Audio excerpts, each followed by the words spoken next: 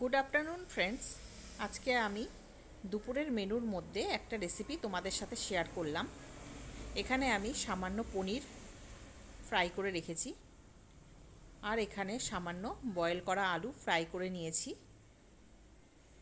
সাথে আমি একটু ফোড়নও দিয়ে দিয়েছি, জিরা আর শুকনো লঙ্কা। এখানে কিছু মশলা আমি রেডি করে রেখেছি, হলুদ, লবণ আর ভেজে রাখা মশলা। এবার আমি এই ভেজে রাখা আলুর মধ্যেই মশলাগুলো অ্যাড করে দিলাম।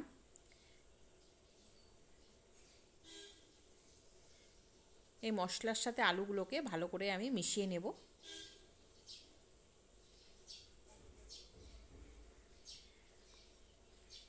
এরপর আমি একটা কাঁচা লঙ্কা এখানে কুচি করে রেখে দিয়েছি, সেটা আমি দিয়ে দেব।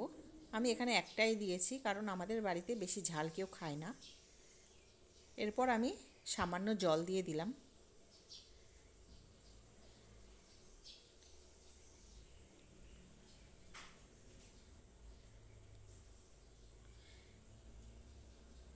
এটাকে আমি এখন কিছুক্ষণের জন্য ছেড়ে দেব।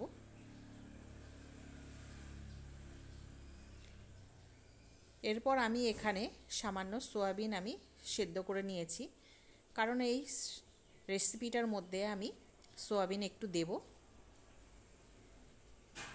এর জন্য আমি এখানে ফ্রাইং প্যান বসিয়ে দিয়েছি। এখানে আমি রাইস অয়েল সামান্য দিয়ে দিলাম।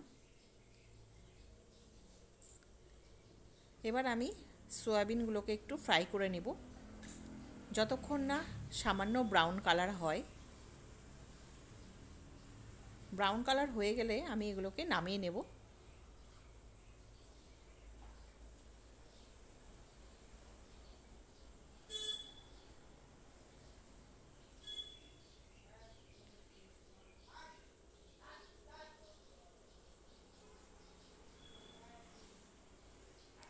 এবার সবজিটা একটু দেখা যাক। সবজিটা আমার প্রায় হয়ে এসেছে। আমি পনিরগুলো অ্যাড করে দিলাম।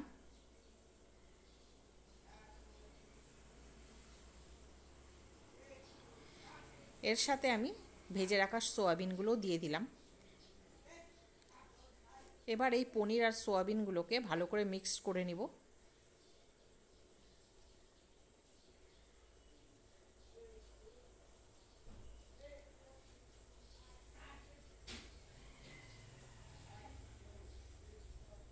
আমার রান্না প্রায় কমপ্লিট হয়ে গেছে।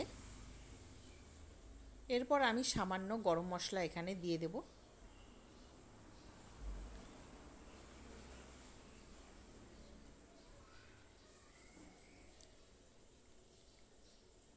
যদি ভালো লাগে আমার এই রেসিপি, প্লিজ একটা লাইক দেবেন।